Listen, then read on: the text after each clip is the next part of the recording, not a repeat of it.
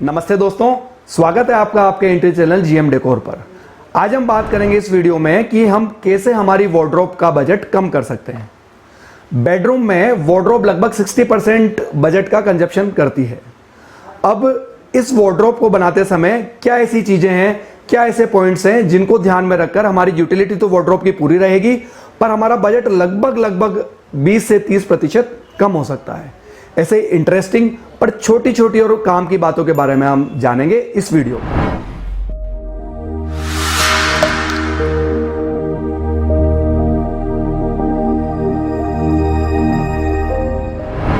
सबसे पहले जो प्रमुख फैक्टर है वार्डरोब की कॉस्टिंग के अंदर वो है इसकी साइजेस। जी हाँ मित्रों, कितनी हाइट की हमें वार्डरोब बनानी है, कितनी लंबी वार्डरोब बनानी है, ये सबसे महत्वपूर्ण फैक्टर है जो हमारी कॉस्ट निर्धारित करेगा। अब ये कैसे हम डिसाइड करें? सबसे पहले आप सोचिए कि इस वार्डरोब को यूज कौन कौन करेगा। जैसे मान लीजिए बेडरूम है तो बेडरूम के अंदर वार्डरोब दोनों जो कपल हैं पति पत्नी वो यूज करेंगे। कितने आपके बच्चे हैं वो उनके लिए वार्डरोब है या नहीं है, या आपके पास कोई एक्स्ट्रा स्टोरेज ऑलरेडी है क्या। तो सारी बातें सोच समझ कर ही आप नई वार्डरोब प्लान करिए। कई बार होता क्या है दोस्तों, हम दीवार की पूरी लेंथ के बराबर वार्डरोब बना लेते हैं पर हम फिर जब उसको यूज लेते हैं तो हम देखते हैं कि उसमें से आधी या 3/4 वार्डरोब भी हमारे काम आ रही है, बाकी लगभग यूं ही खाली पड़ी है। तो कोई भी आप वार्डरोब बनाने जा रहे हैं तो सबसे पहले आप सोचिए, विचारिए, आपस में बैठिए कि कितनी लंबी वार्डरोब हमें चाहिए, क्या क्या स्टोरेज उसके अंदर चाहिए। साइजेस के बारे में एक बहुत ही इंटरेस्टिंग फैक्टर मैं बताने जाता हूं आपको। आप उदाहरण के लिए सोचिए, यदि आपको 7.5 फीट चौड़ी वार्डरोब बनानी है। अब इसमें दो तरीके हैं, या तो आप 2.5 फीट की 3 वार्डरोब बनाइए या आप 4.25 फीट की 3.75 फीट की चौड़ी 2 वार्डरोब बना दीजिए। यदि आप 2 वार्डरोब बनाएंगे तो डेफिनेटली आपकी कॉस्ट कम लगेगी क्योंकि उसके अंदर हार्डवेयर कम लगेगा, अननेसेसरी की जो चैनल्स है ये चीजें सब चीजें बचेगी। तो आप 3 वार्डरोब बनाने के लिए 2 वार्डरोब बना के अपनी काफी कॉस्ट यहां बचा सकते हैं। ऐसे ही हम हाइट की बात करें तो यदि हम जैसे जैसे हाइट बढ़ाते जाएंगे वार्डरोब की वैसे वैसे ही हमारी कॉस्टिंग बढ़ती चली जाएगी। तो ये हमें विशेष ध्यान रखना चाहिए कि कितनी हाइट तक हम यूज उसको कर सकते हैं, क्या हमें चीजें उसके अंदर रखनी है, उसी के अकॉर्डिंग आप हाइट वार्डरोब की रखिए। जनरली 7 फीट की हाइट वार्डरोब की स्टैंडर्ड मानी जाती है। सीलिंग हाइट वार्डरोब की लगभग 10 फीट होती है। यदि हमने 7 फीट की वार्डरोब बना दी है, अब ऊपर 3 फीट लगभग स्पेस बचता है।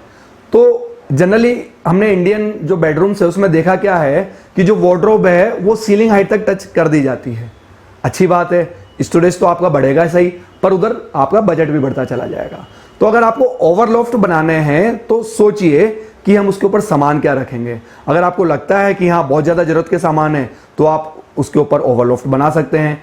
अगर आपको कॉस्ट कटिंग करनी है, मान लो खाली बैग ही रखने या इस तरह की चीज़ें रखनी है जो 2-4 महीने में एक बार काम आती है, और तो आप उसके ऊपर पूरा ओवरलॉफ्ट नहीं बना के वार्डरोब के ऊपर भी डायरेक्ट अपन ये चीजें रख सकते हैं। इससे आपकी काफी कॉस्ट बच जाएगी।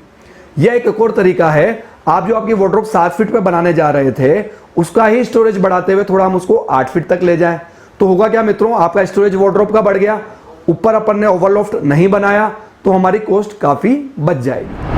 साइज डिसाइड करने के बाद में जो सेकेंड महत्वपूर्ण चीज होती है वो होता है raw material.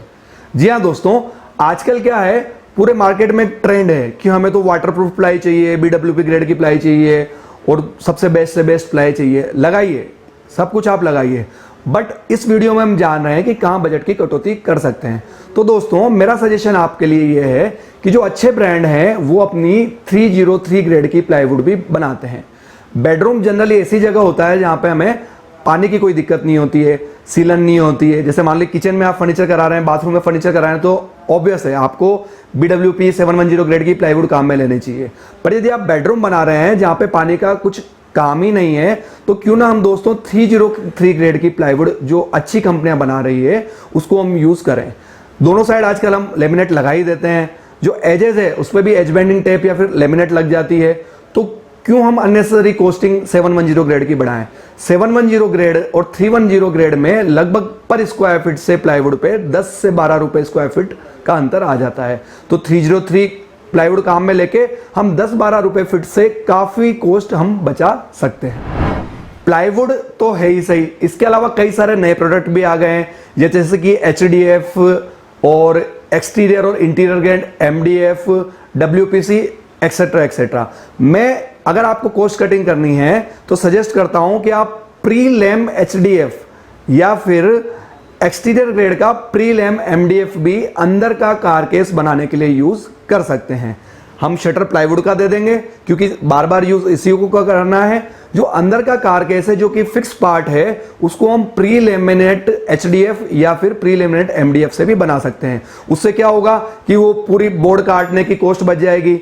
MDF HDF board से सस्ते भी आते हैं और प्रीलेम लेने से क्या होगा कि उसमें माइका लगाना, फेविकोल, ये सारी लेबर भी बच जाएगी हमारी और कॉस्ट भी अगर हम मैनुअली लगाते हैं तो ज़्यादा पड़ती है और जो फैक्ट्री से बन के आता है वो काफ़ी इकोनॉमिक आ जाता है। तो HDF MDF यूज़ करके भी हम हमारे कॉस्ट को काफ़ी इकोनॉमिकली कम कर सकते हैं। वार्डरोब आज के ज़माने में दो तरह की मुख्यतः बनाई जाती है, या तो हिंज्ड वार्डरोब जिसमें पल्ले लगते हैं, साइड में कब्जे लगते हैं, और दूसरी होती है स्लाइडिंग वार्डरोब। तो दोस्तों यदि आपके पास जगह पर्याप्त है, मतलब वार्डरोब के बाद लगभग 3 फीट की जगह आपको शटर्स खोलने के लिए, खड़े होने के लिए, तो मेरा सजेशन ये है कि आप स्लाइडिंग वार्डरोब न बनाकर हिंज्ड वार्डरोब बनाइए। हिंज्ड वार्डरोब स्लाइडिंग वार्डरोब की तुलना में काफ़ी सस्ती पड़ती है। केवल और केवल अगर आपकी जगह थोड़ी कंजेस्टेड है तो आप स्लाइडिंग वार्डरोब का ऑप्शन ऑप्ट कर सकते हैं। यदि हम एक स्टैंडर्ड साइज की वार्डरोब माने, उदाहरण के लिए 7 फीट हाइट की है और 6 फीट चौड़ी है, यदि हम इसको हिंज्ड डोर से बनाएं या फिर स्लाइडिंग डोर से बनाएं तो स्लाइडिंग डोर वाली वार्डरोब लगभग 2000 रुपये हमारी महंगी पड़ेगी।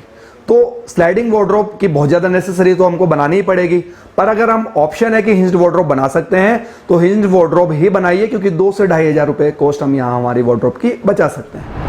वार्डरोब के इंटरनल स्ट्रक्चर को हम ध्यान से देखेंगे तो उसके अंदर 3 मुख्यतः पार्ट रहते हैं। पहला पार्ट रहता है हैंगिंग पार्ट, सेकंड पार्ट रहता है शेल्फ्स और थर्ड पार्ट रहता है हमारी ड्रॉर्स। ये मुख्यतः 3 पार्ट रहते हैं। अब मित्रों, जितना ज़्यादा हैंगिंग पार्ट हमारी वार्डरोब में रहेगा उतनी ही कॉस्टिंग हमारी वार्डरोब की कम रहेगी। तो आप सोचिए कि कितने मैक्सिमम कपड़े हम अपने हैंगर के ऊपर हैंग कर सकते हैं। तो जितना हैंगर पार्ट आपको रिक्वायर्ड है उतना ज़्यादा से ज़्यादा आप हैंगिंग पार्ट वार्डरोब के अंदर बनवाइए। उसके बाद आता है शेल्व्स। उसके बाद आप ट्राई करिए कि जितने कपड़े हम घड़ी करके फोल्ड करके शेल्व्स के अंदर रख सकते हैं या जितनी हमारी यूटिलिटी के आइटम शेल्व्स के अंदर रख सकते हैं तो आप शेल्व्स लगाइए। उसके बाद आती है ड्रॉर। एक वार्डरोब में मिनिमम 2 ड्रॉर तो मैं रिकमेंड करता हूं, पर जैसे जैसे ड्रॉर बढ़ती जाएगी वैसे वैसे वार्डरोब की कॉस्टिंग बढ़ती जाएगी।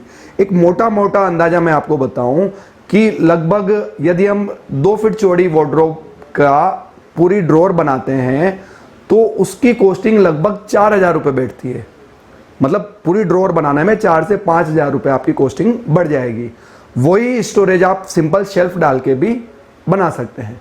तो अब ये डिसीजन आपका है। यदि आपका बजट अलाउ करता है तो आप ड्रॉर बढ़वाइए। यदि आपको कॉस्ट कटिंग करनी है और अपनी यूटिलिटी भी पूरी रखनी है, स्टोरेज भी पूरा रखना है, तो सिंपल तरीका है कि आप वहां पे सिंपल शेल्फ डाल दीजिए या फिर हैंगर पाइप लगा दीजिए। अभी तक जो भी हमने बात करी वो स्ट्रक्चर की, कारकेस के इंटरनल डिजाइन की, इसकी बात करी। अब सबसे जो मेन चीज होती है वार्डरोब के अंदर होता है वो है शटर।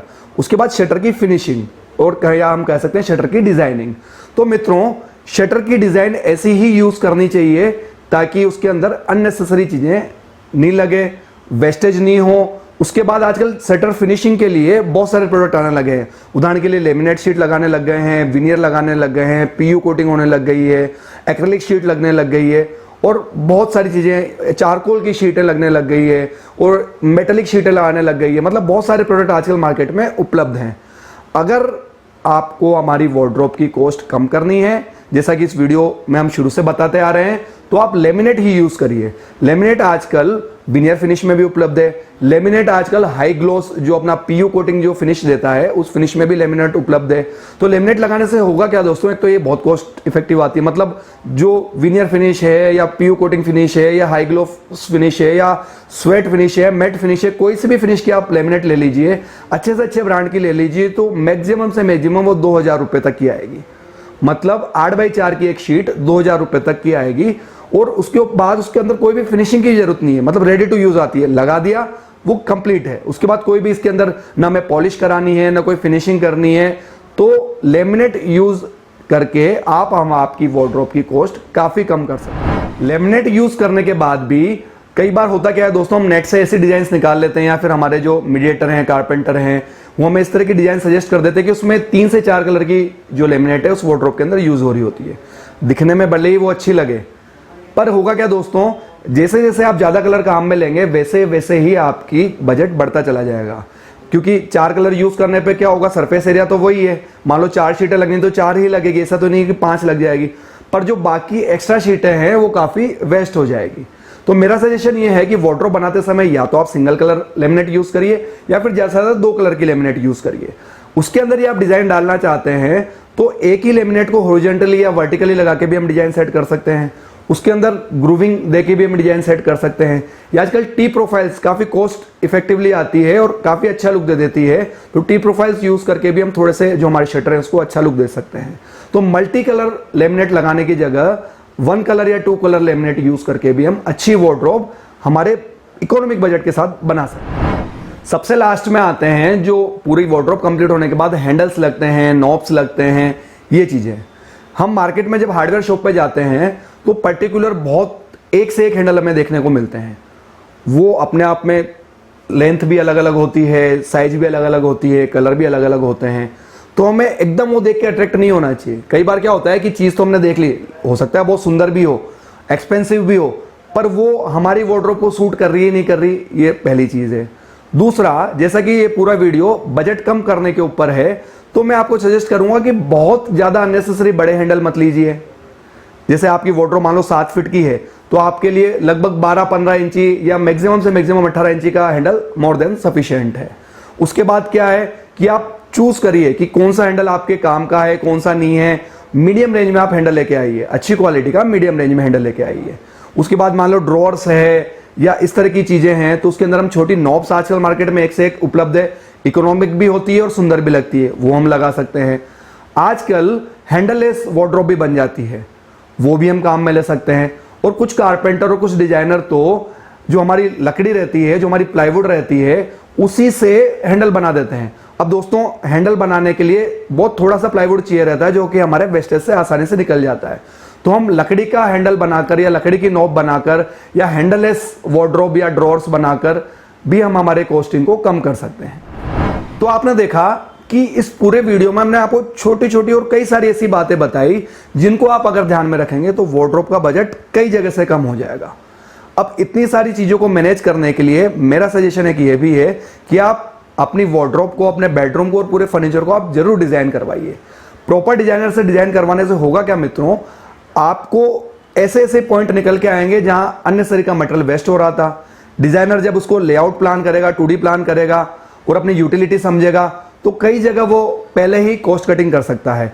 और जो हमारे कारपेंटर को फाइनल ड्राइंग मिलेगी वो इस तरह से मिलेगी कि हमारी यूटिलिटी भी पूरी हो जाए और जहां हमें कॉस्ट कटिंग करनी थी वहां कॉस्ट कटिंग भी डिजाइनर ऑलरेडी कर चुका होगा। तो आप जो भी नया फर्नीचर बनाने जा रहे हैं प्लीज डिजाइन करके ही बनाएंगे तो और अच्छा फर्नीचर आपका इकोनॉमिक बजट में बन के निकल कर आएगा।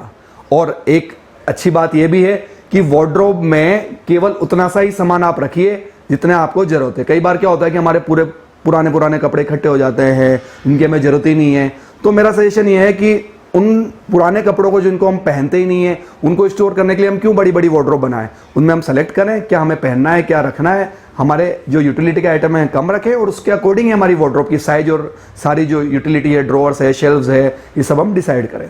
तो कैसा आपको ये वीडियो लगा आप जरूर आपके कमेंट लिखिए। और हमारे पास ऑनलाइन डिजाइनिंग सर्विस भी उपलब्ध है। यदि आप इसकी सर्विसेज यूज करना चाहते हैं तो नीचे दिए गए जो नंबर है आप उस पर व्हाट्सअप कर सकते हैं और कॉल कर सकते हैं। आप इस तरह से हमारे वीडियो देखते रहिए, आप ये प्यारे प्यारे सजेशन देते रहिए। ये वीडियो देखने के लिए आपका पुनः बहुत बहुत धन्यवाद। नमस्ते, वंदे मातरम।